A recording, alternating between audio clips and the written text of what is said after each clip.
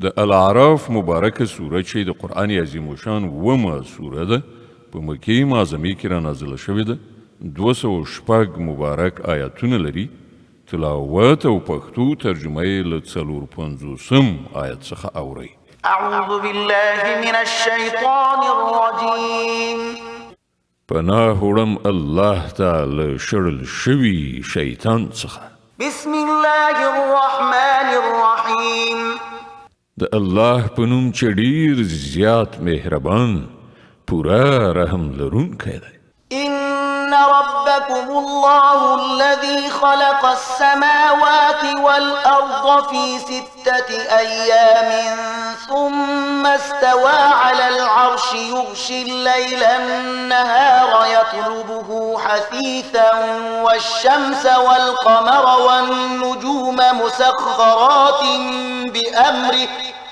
ألا له الخلق والأمر تبارك الله رب العالمین په حقیقت کې ستاسو رب همغه الله دی چې هغه آسمانونه او ځمکه په شپږو ورځو کې پیدا کړل بیا د خپل پاچاهۍ پر تخت باندې جلوهګر شو شپه په ورځ باندې خوروي او بیا ورځ په شپې پسې په منډه راځي لمر او سپوږمۍ او ستوري پیدا کړل ټول د هغه د امر تابع دي خبردار اوسئ د همغه هستونه ده او د همغه حکومت ده لوی د الله لره د ټولو نړیوالو مالک او پروردګار دی ادعوا ربكم تضرعا وخفية إنه لا يحب المعتدين خپل رب وبلئ په زاریو او په پټه پټه دا یقیني ده چې هغه له حده تیری کوونکي نه خوښوي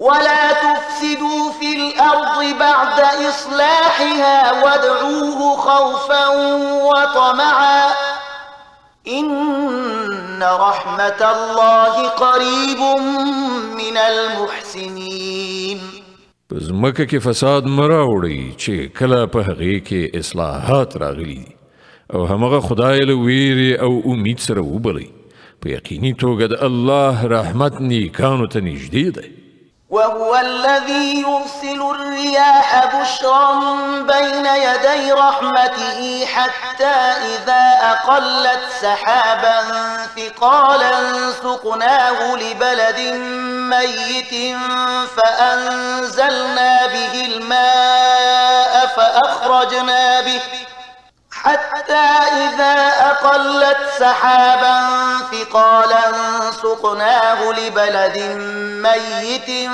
فأنزلنا به الماء فأخرجنا به من كل الثمرات كذلك نخرج الموتى لعلكم تذكرون او همغه د الله ذات دی چې بادونه د خپل رحمت مخکې زیری ورکوونکي لیږي بیا چې کله هغوی له اوبو څخه درنې شوې وریځې راالوزوي نو هغه د کومې مړې ځمکې په لوري خوځوي او هلته د باران په ورولو له همغې مړې ځمکې نه رنګارنګ میوې راباسي وګورئ په دې ډول موږ مړي د مرګ له حالت نه راباسو په کار ده چې تاسې له دې کتنې څخه درس واخلئ والبلد الطيب يخرج نباته بإذن ربه والذي خبث لا يخرج إلا نكدا كذلك نصرف الآيات لقوم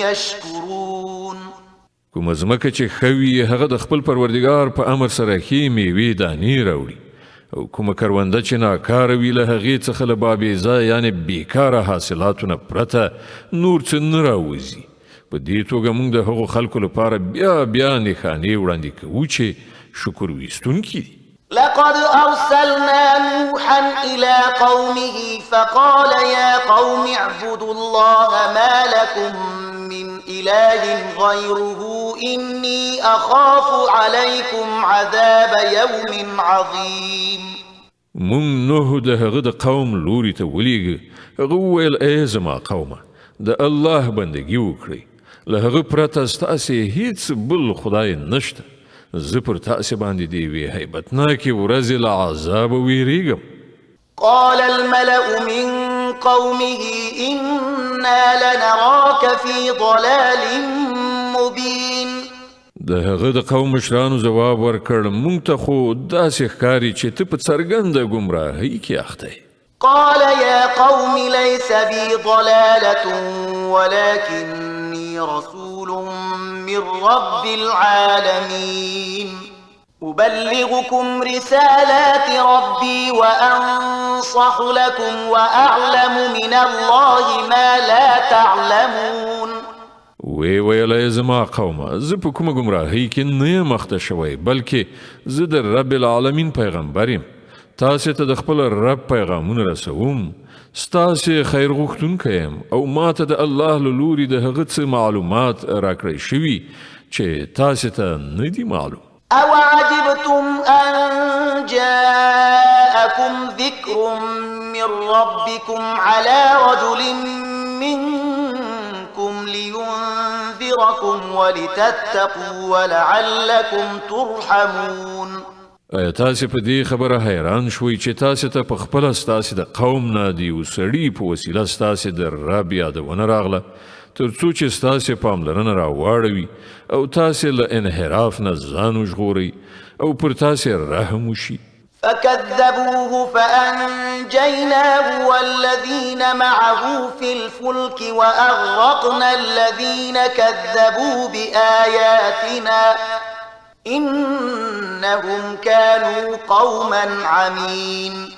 خو هغوی هغه دروغجن وګاڼه. په پای کې مونږ هغه او د هغه ملګرو ته په یو بیړۍ کې نجات ورکړ او هغه خلک مو غرق کړل چې هغوی زمونږ آیاتونه دروغ ګڼلي وو. په باوري توګه هغوی ړانده وو. وإلى عاد أخاهم هودا قال يا قوم اعبدوا الله ما لكم من إله غيره أفلا تتقون. او د عادیانو لوري ته مونږ د هغو ورورو هود ولیږه. هغه وویل ای زما قومه د الله بندګي وکړئ له هغه پرته ستاسې هیڅ بل کوم خدای نشته نو آیا نه ویریږئ؟ قال الملأ الذين كفروا من قومه إنا لنراك في سفاهة وإنا لنظنك من الكاذبين. د هغه د قوم مشرانو چې د هغه د خبرې له منلو څخه انکار کوو په ځواب کې وویل مونږ خو تا په ناپوهۍ کې اخته ګڼو او زمونږ دا ګمان دی چې ته دروغجن یې. قال يا قوم ليس بي سفاهة ولكني رسول من رب العالمين أبلغكم رسالات ربي وأنا لكم ناصح أمين. هغه وویل ای زما قومه زه په ناپوهۍ کې اخته نه یم بلکې زه د رب العالمین پیغمبر یم. تاسې ته د خپل رب پیغامونه رسوم او ستاسې خواخوږی یم چې ډاډ یې نه ورباندې کیدی شي. أوعجبتم أن جاءكم ذكر من ربكم على رجل منكم لينذركم واذكروا إذ جعلكم خلفاء من بعد قوم نوح وزادكم في الخلق بسطة فاذكروا آلاء الله لعلكم تفلحون. ایا تاسې په دې خبره په حیرانتیا کې ولویدئ چې تاسې ته په خپله ستاسې د قوم د یو سړي په وسیله ستاسې د رب یادونه راغله تر څو چې هغه تاسې متوجه کړي. مه هیروئ چې ستاسې رب د نوح علیه السلام له قوم نه وروسته تاسې د هغه په ځای کېنولئ او تاسې یې ښه پیاوړي کړئ نو د خدای نعمتونه په یاد ولرئ. هیله ده چې ورغېږئ. قالوا أجئتنا لنعبد الله وحده ونذر ما كان يعبد آباؤنا فأتنا بما تعدنا إن كنت من الصادقين. هغوی ځواب ورکړ آیا ته د دې لپاره مونږ ته راغلی چې مونږ یوازې د الله عبادت وکړو او هغه پرېږدو چې زمونږ پلرونو نیکونو د هغو عبادت کړی دی؟ ښه نو راوله هغه عذاب چې ته مونږ ته د هغه اخطار راکوي که ته رښتونی یې. قال قد وقع عليكم من ربكم رجس وغضب أتجادلونني أسماء سميتموها أنتم وآباؤكم ما نزل الله بها من سلطان فانتظروا إني معكم من المنتظرين. هغه ویل ستاسې د رب نفرین در باندې پریوت او د هغه غضب در باندې وغورځید. آیا تاسې له ما سره په هغو نومونو شخړې کوئ چې تاسې او ستاسې پلرونو او نیکونو ایښي دي چې د هغو لپاره الله کوم سند نه دی نازل کړی؟ ښه نو تاسې هم منتظر اوسئ او زه به هم له تاسې سره انتظار کوم. فأنجيناه والذين معه برحمة منا وقطعنا دابر الذين كذبوا بآياتنا وما كانوا مؤمنين. په پای کې مونږ په خپلې مهربانۍ سره هود علیه السلام او د هغه ملګري وژغورل او د هغو خلکو بیخ مو ویسته چې زموږ آیاتونه یې دروغ ګڼلي وو او نه وو ایمان راوړونکي. وإلى ثمود أخاهم صالحا قال يا قوم اعبدوا الله ما لكم من إله غيره قد جاءتكم بينة من ربكم هذه ناقة الله لكم آية فذروها تأكل في أرض الله ولا تمسوها بسوء فيأخذكم عذاب أليم. او سمودیانو ته موږ د هغو ورور صالح ولیږه. هغه وویل ای زما قومه د الله بندګي وکړئ، له هغه پرته ستاسې هیڅ بل خدای نشته. تاسې ته ستاسې د رب روښانه دلیل راغلی دی. د الله دا اوښه ستاسې لپاره د یوې نښانې په ډول ده، نو هغه پرېږدئ چې د خدای په ځمکه کې وڅري، هغې ته په کوم ناوړه قصد لاس مه وروړئ، که نه نو یو دردناک عذاب به تاسې ونیسي. واذكروا إذ جعلكم خلفاء من بعد عاد وبوأكم في الأرض تتخذون من سهولها قصورا وتنحتون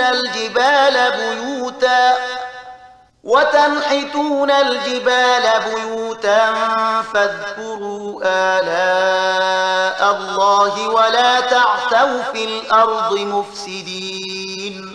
هغه وخت در په زړه کړئ چې کله الله د عاد له قوم نه وروسته تاسې د هغوی په ځای کېنولی او تاسې ته یې په ځمکه کې دا مقام در په برخه کړ چې نن تاسې د هغې په هوارو میدانونو کې لوړې ماڼۍ جوړوئ او د هغې غرونه د کورونو په شکل توږئ، نو د هغه له نعمتونو څخه غافل کېږئ مه او په ځمکه کې فساد مه راوړئ. قال الملأ الذين استكبروا من قومه للذين استضعفوا لمن آمن منهم أتعلمون أن صالحا مرسل من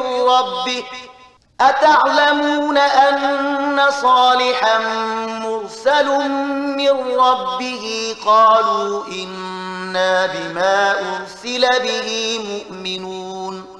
د هغه د قوم هغو مشرانو چې تکبر یې غوره کړی وو، د ټیټې طبقې هغو خلکو ته چې ایمان یې راوړی وو وویل تاسې په رښتیا سره په دې پوهیږئ چې صالح د خپل رب پیغمبر دی؟ هغوی ځواب ورکړ په دې کې شک نشته، له کوم پیغام سره چې هغه لیږل شوی دی موږ هغه منو. قال الذين استكبروا إنا بالذي آمنتم به كافرون. هغو تکبر کوونکو وویل کوم شی چې تاسې منلی دی موږ له هغه نه منکر یو. فعقروا الناقة وعتوا عن أمر ربهم وقالوا يا صالح ائتنا بما تعدنا إن كنت من المرسلين. بیا هغوی اوښه ووژله او له پوره سرغړونې سره یې د خپل رب له امر څخه مخالفت وکړ او صالح ته یې وویل چې راوله هغه عذاب چې ته موږ ته د هغه اخطار راکوي که ته په رښتیا سره له پیغمبرانو څخه یې.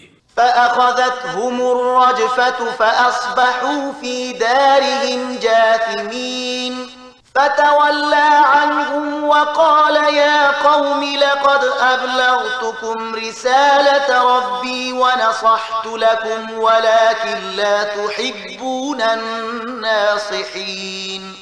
په پای کې یو لړزونکي آفت هغوی ونیول او هغوی په خپلو کورونو کې پړ مخې نسکور پراته پاتې شول. او صالح علیه السلام دا ویل د هغو له کلو څخه و چې ای زما قومه، ما د خپل رب پیغام تاسې ته ورسو او ما ستاسې ډیره خواخوږي وکړه، خو زه څه وکړم چې تاسې خپل خواخوږي نه خوښوئ. ولوطا إذ قال لقومه أتأتون الفاحشة ما سبقكم بها من أحد من العالمين. او لوط موږ د پیغمبر په حیث ولیږي، نو په یاد لره چې کله هغه خپل قوم ته وویل آیا تاسې داسې بې حیا شوي یاست چې هغه شرمناک کار کوئ چې له تاسې نه مخکې په نړۍ کې هیڅ چا نه دی کړی؟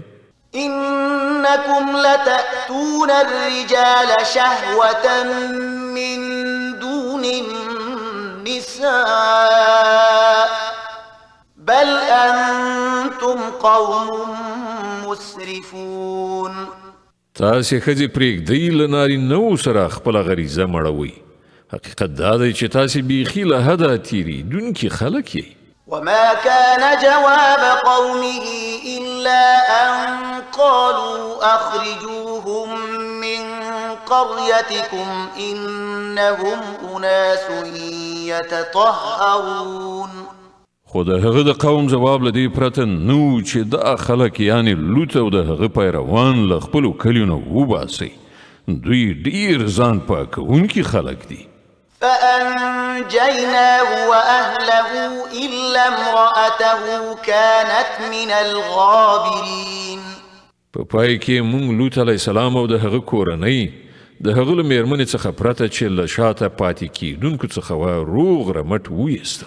وأمطرنا عليهم مطرا فانظر كيف كان عاقبة المجرمين. او پر هغه قوم باندې مو یو د شګو باران وراو، نو وګوره چې د هغو مجرمانو څه عاقبت شو.